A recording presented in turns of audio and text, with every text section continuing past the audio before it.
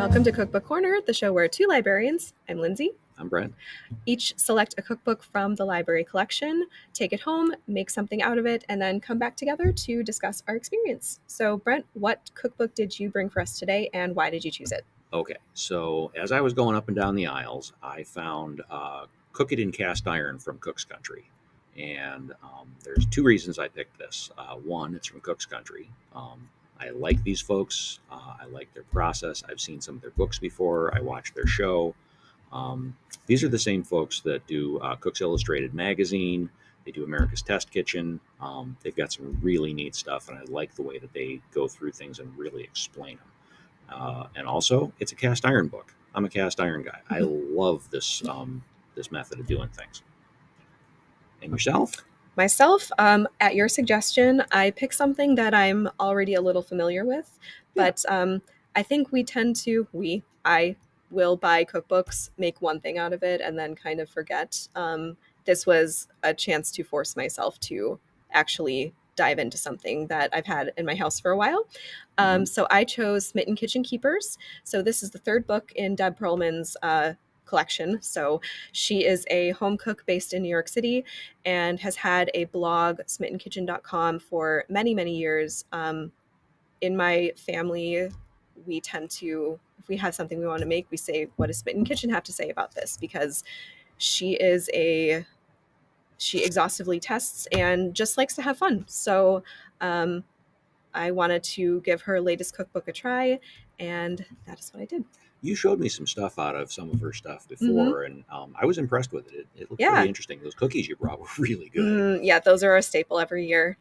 We definitely, when I go through my mom's copies of these books, there are pages that are quite stained because they become staples. So Yeah. I think that's top tier cookbook status.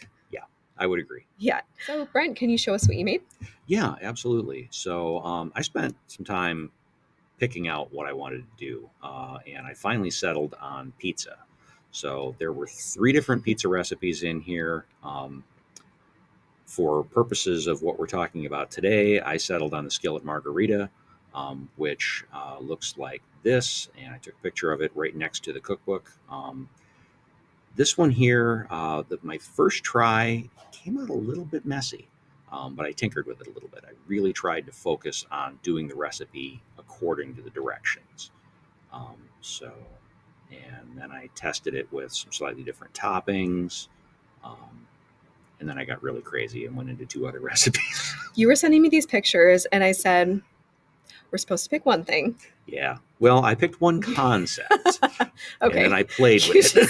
You picked one chapter. Yeah. So I started with the margarita, and I made it according to the recipe. Then I moved on to the Chicago style, which proved to be my favorite of the 3 things that I did. I really liked the way that turned out. And there's a shot of that right there.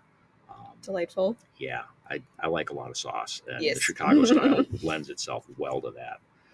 And then I even went in and got into, there's a calzone recipe in here. Look at that bad boy.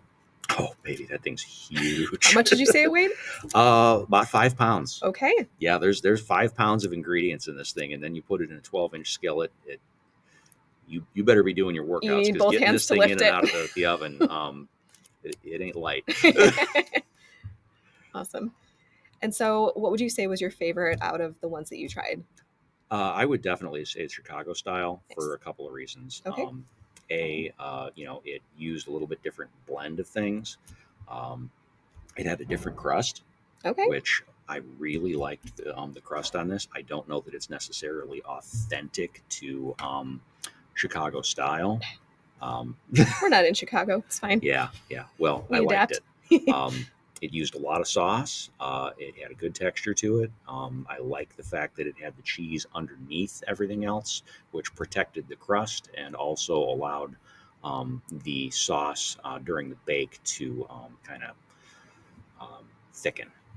I was going to say get happy, but yeah. The calzone, it was good.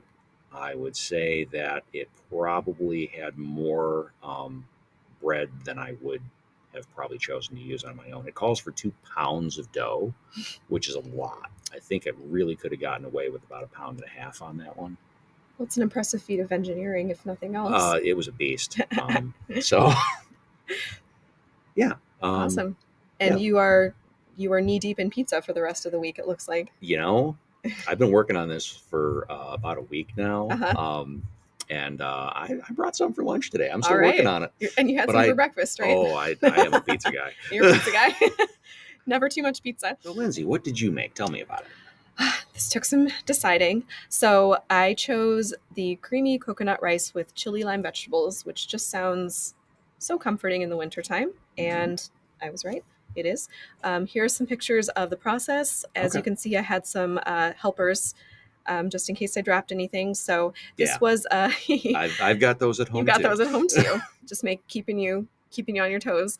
So this was a baked risotto style rice that Hmm. goes in the oven with foil over it, and you just forget about it for Okay. 45 minutes or so. And that's sweet potato you got That's there? sweet potato. Okay. Then there's a roasted vegetable component. So it's sort of inspired by a Thai curry, but the vegetables are sitting on top and the rice is the creamy part as opposed to the vegetables being the saucy part. That's a different way of approaching it. Yeah, so I thought it'd be kind of a fun little flip to do, and I love those flavors. This is Riley learning about garlic and deciding he'd rather not try it. Um, Yeah, yeah. yeah, My two aren't too into we weren't going to onions and feed him. garlic We either. weren't going to No, feed him they're not onions or supposed to have garlic. it anyway. No, they are not. And there's other dog Teddy who is keeping watch. My mom was nice enough to take pictures of the process, and in return, they got a meal out of it. So there's the finished product. So I Hmm. actually did a little fried tofu to round things out. So I just dry fried it in a cast iron skillet. Actually, Yeah. you'll see the rice is over here. It turns out it's got turmeric, which makes it that nice yellow color. Oh, We've yeah. got roasted cauliflower, sweet potato, and some fried tofu. And then on the vegetables, you put lime and chili sauce. I could not find a red chili anywhere, and I didn't want to go to a special market this time. So I just did jalapenos and a little bit of sugar. That's the only difference from the original It, recipe. And then, interchangeable. yeah, Totally interchangeable. lime juice and zest, some Hmm. vinegar, and then you just put that over everything, and then cilantro and extra lime. So Okay. that's the assembly portion, and then the bowl. Yes, I always use that much cilantro. Yeah. No, it's that's a good it's looking necessary. dish. So yeah, and it was really really good. It was actually quite filling, and Hmm. just smelled and tasted great. I'd be really curious to make this rice without the garlic and do like a breakfast version.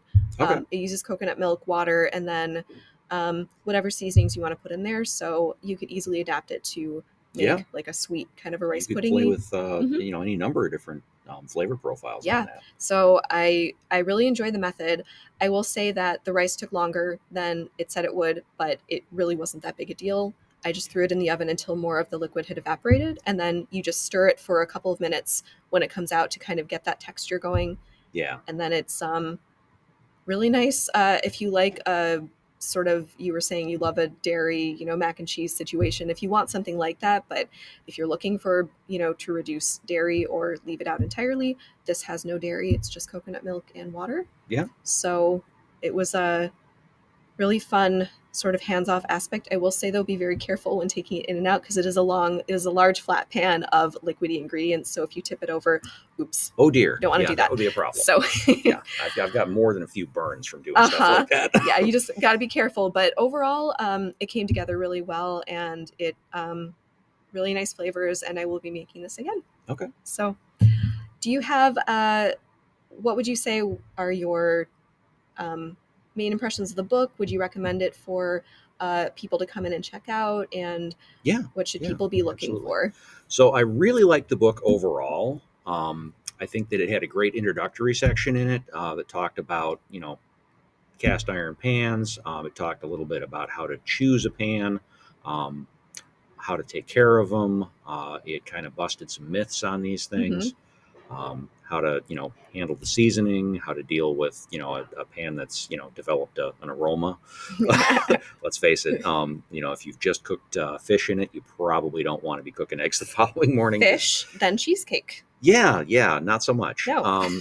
It had a very broad number of things in here that it talked about. It obviously used some very traditional stuff, fried potatoes, eggs, biscuits, cornbread, but this is not just, how to get in and use a cast iron in a traditional fashion. It had appetizers, it had mains, it had desserts, it had sides. Um, One of the reasons I picked the pizza is because it was a little bit different, and I wanted to test out how well it worked. And I can say with no reservations that a cast iron skillet is a completely valid way to make a pizza. Um, did have a few quibbles with a few specific things in a couple of the recipes. I used the dough and the sauce recipes from the book itself. They were both good. I tend to prefer a thicker pizza sauce. They've got you using whole tomatoes and draining them and running them in a food processor. Honestly, crushed tomatoes right out of the can work Hmm. great without having to fool around with all that extra nonsense. Um, when you're dealing with dough, leave yourself some extra time because it can be temperamental. Um, you don't want to try and rush anything with, especially a yeast risen dough. If it doesn't want to stretch where you want it, cover it over with some plastic wrap and walk away for 10 minutes and come Hmm. back rather than trying to force it. Um, it will respond much better when it's had a chance to relax a little bit. It's true of most people too. The margarita pizza, yeah, the margarita pizza had me putting oil in the pan and the dough in on top of that. And while it was good, I think it could have gotten away with less oil or even no oil at all. It kind of fried the dough, and it was good. But um, on my second time around, I definitely dropped down the oil. And the other two recipes I played with, I did in dry pans, and they all worked well. Um, there was a little bit of a hodgepodge of some of the techniques. One recipe had me using a food processor to pull the dough together, and that worked great. The recipe for the Chicago crust was slightly different, and that had me using a stand mixer, which also works fine. Um, some of the measures were a little bit challenging. It had a couple of things where it was calling for 1 1/8 teaspoons of something or half a tablespoon. Um, you want to have a little bit of experience in order to be able to tackle some of the more complicated recipes in here, because you got to be familiar with some of the technology or the terminology and techniques overall. Um, the information was great. The techniques were completely valid. You do want to read the recipes very carefully before starting. There is a lot of information in there, and they use as few words as possible in order to get things down to single pages. Um, and some of the recipes, they're all using skillets. Some of them are using 10-inch, and some of them are using 12-inch. Usually, it tells you what size skillet you're looking for in the instructions, not in with the ingredients. So Good advice. overall, a winner.